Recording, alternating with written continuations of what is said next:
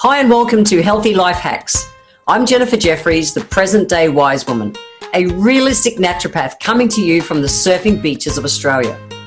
This podcast is for those of you who are wanting to really rock your life and health and live from a place of prevention. Let's get into today's episode. Jan, I can't eat dairy and I can't have gluten. I'm just going to not have them at all. That's it. I get bloated, I get constipation, I get diarrhea, I burp, I fart. I just feel like shit when I eat gluten and dairy. I have no energy, brain fog, it all goes on. So I'm just not going to have it. I'd love $1 for every time I've heard someone say that. The reality is just eliminating does nothing to fix the problem. We're in that problem because stress has put the fire out in our gut. Food is stewing instead of digesting. Our gut chemistry, microbiome, and everything is out of balance. That's why you are intolerant. So I've just had enough. That's it. It's out. I'm just not gonna have any. Well, do you know what? With that thinking, that does nothing to fix the problem. Nothing. If we just eliminate, that's a band-aid. And all you're doing is keeping a body with an out of balanced body system. Our gut microbiome, our gut digestive system is all out of whack. It's out of whack generally because of stress. Stress puts high cortisol puts fire out in the belly, food stews instead of digesting. So if you just keep eliminating foods that you become sensitive to, your body is still out of balance. So in this podcast, I'm going to talk about how you're reacting negatively to things like gluten and dairy and how to bring them back into balance, because just eliminating is not cool and doesn't get my naturopath tick. You're not fixing the problem, you're doing a band-aid, and it's a shortcut to more problems down the track. Let's get in and actually rebalance the body chemistry. Much better solution. So what I've seen as a naturopath is that gluten and dairy intolerances are just increasing. And I get that there's serious discomfort for people who are dairy and gluten intolerant. And so they're thinking, I just want the shit out of my life. It's not helping me. It's terrible. And so the thinking is just get rid of it. The problem is what you're doing is you're absolutely overlooking, you are missing that underlying cause of the sensitivities. So we know that stress, and it can be physical, emotional, mental, environmental, any of those kind of things. Whenever our body's put in survival mode, cortisol rises, puts a fire out in the belly. And I've done lots of podcasts and lessons and things like that on that. But what we know is that when we do that, we set an environment within our bodies to be intolerant to more and more and more foods. Okay, so addressing the root cause of that gut imbalance is looking at the body as a whole versus just eliminating. So, and I get it, if you're that uncomfortable with gluten and dairy, stay away from it at this time, and also be working on your gut chemistry to bring it back into balance. Okay, so let's just dive around that today. So I see everything from skin issues. I see brain fog, mental fatigue, burps, farts, bloating, diarrhea, constipation. I see it all happen with things like dairy and gluten intolerance. And so if we're wanting to get to that thing behind it, the step behind it, we need to understand what's happening in the gut first off. So let's just start. So we know that chronic stress, it's that day-to-day relentless little bites that get us, okay? It's not the big chase down a dinosaur, panic, that's what's going to go on. Nowadays, it's the chronic little bites that get us. It's the kids going, mum, mum, mum. It's the too much traffic. It's the just overwhelm life, all those kind of things. They affect our gut chemistry in such a big way, okay? And what we end up having is we've got gut microbiome, we've got microbiome everywhere through our body, but about 70% of it is actually in our gut, in our large intestine. And so when we're out of balance for too long, imagine a simple visual is we end up getting we kill down our good bacteria, and we end up having too much bad bacteria in relationship to our good bacteria. Okay, so we want to bring this back into balance. Now, this is a really simplified version, but just for you to get that easy visual and understanding why. So we know that stress hormones like cortisol increase our gut, our large intestine permeability. And you might have heard of things like leaky gut. Okay, so it's not that, hey, this is out of balance, let's just take something to bring that back into balance. We need to work on what the cause is behind it. That's what a naturopath does. We're always looking what's going on behind it. Let's fix the cause, not just the symptom. So stress has a part to play in our gut microbiome. It also has a big part to play just in the digestive enzymes. And I've talked about that relentlessly through all the mediums that I use to get messages out there. And when our gut enzymes are low enough for long enough, that's where our body reacts by saying, here, have some more acid to try and help cope with what's going on. And then you start getting things like reflux and stuff. And again, people go, well, I'm just going to eliminate because my body's not breaking down things like gluten and lactose effectively. I'm just going to go without it.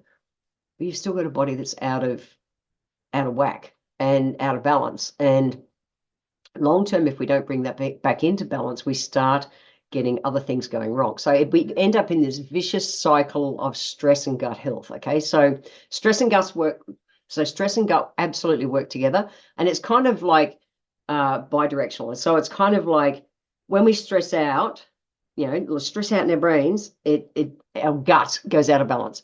But then when our gut's out of balance, it absolutely influences our mental health, because dysbiosis, which is leaky gut, can lead to inflammation, which is linked to, and we're not going to be taking up all the right amino acids. Our gut microbiome won't be in the right balance. And it ends up, simple things like our happy hormones aren't being fed. And so we get in this loop of whether it's all the way through to things like anxiety and depression, or if it's just simply thinking, fuck, it's too hard. Our mental health gets taxed. So our gut and brain 100% absolutely work together. And so we want to break the loop. We want to break this cycle, because otherwise the stress is going to keep sitting there, exacerbating the symptoms we're getting. And just eliminating things like gluten and dairy is not going to help you in one little bit. So that perpetual stress loop is always in motion until we go, stop, that's it, I've had enough, I'm going to break it at this loop. So let's talk about it. When our gut's out of balance, it can be hard to break down things like the proteins in gluten and dairy. So gluten is a protein, and it's found in wheat, rye, and barley. And then casein is a protein that's found in dairy. And it can be hard for a gut to deal with if the gut is compromised. Now, like I said before, it's like bloating, diarrhea, constipation, headaches, brain fog, joint pain, a lot of inflammation start happening. And that I understand the thinking to just get it out of your body, but we want to do it. So should we just eliminate gluten and dairy? No. Let's talk about fixing the problem. So here are some simple kind of things to think of to actually restore gut chemistry. The first one is we've got to look at diet. We want a diet really rich in fiber, because so many of the vegetable fibrous foods are prebiotics. What people don't realize is that we have prebiotics, probiotics, and postbiotics. Prebiotics are our fiber-rich foods, and our pungents. Our pungents are things like garlic, onions, leeks, shallots.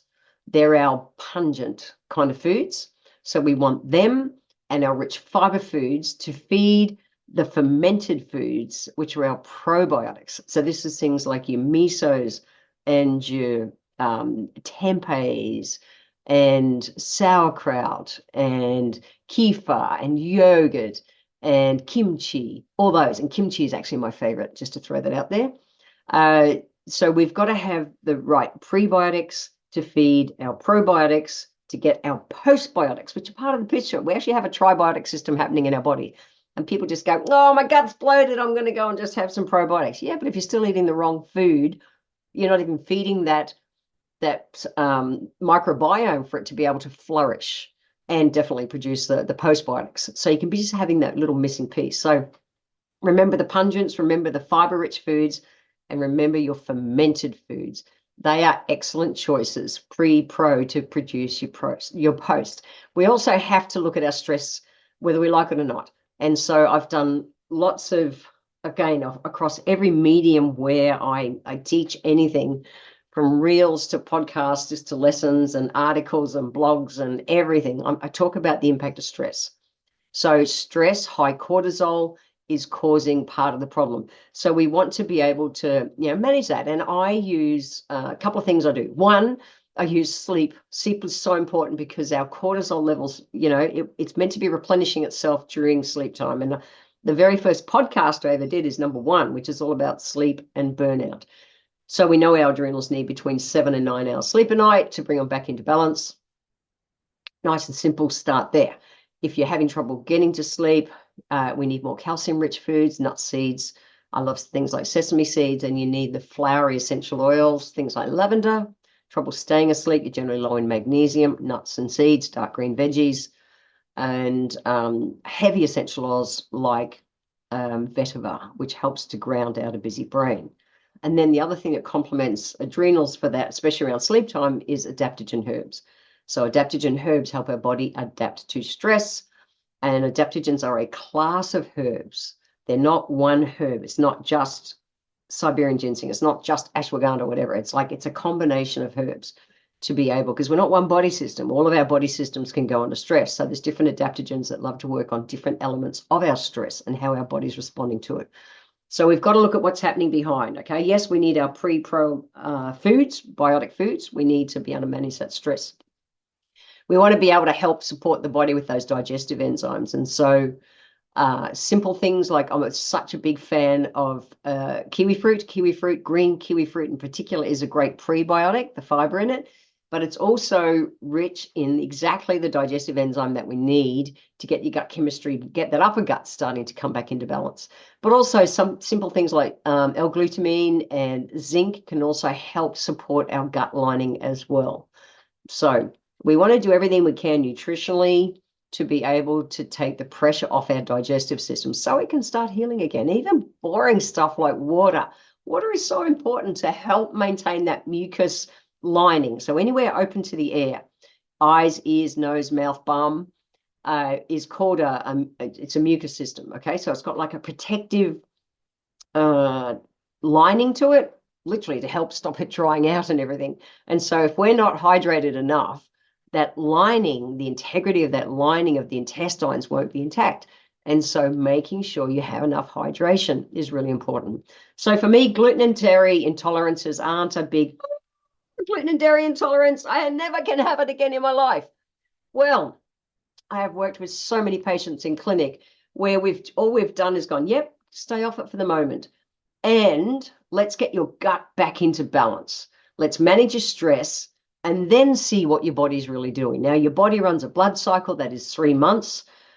Every 3 months, it's like you've got a new gut chemistry. So if you can focus on things like sleep, your nutrition, hydration, bringing up enzymes, really feeding your body those pre and probiotic kind of foods, you have no idea where your gut can be in 3 months' time. And I know that everyone I've worked with in the past who's had a gluten and dairy intolerance has been able to come back into balance.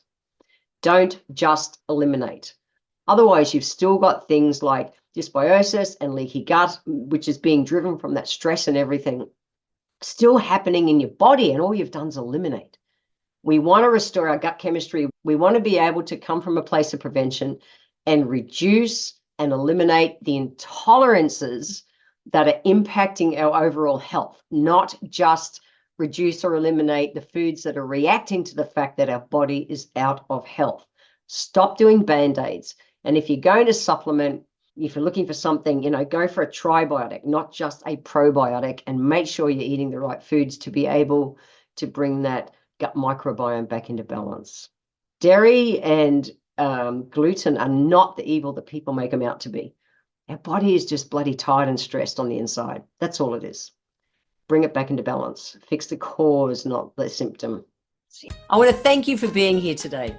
If you enjoyed my podcast, please let me know by leaving a review on Apple Podcast. Every month, I draw one lucky person who leaves a review, have a free 1-hour consultation with me. Be sure to subscribe to the show wherever you're tuning in from so that you always catch the next episode. I welcome your emails, and you can write to me at podcast@healthylifehacks.com.au. Until next time, remember, when it comes to life, live it, love it, and get on with it.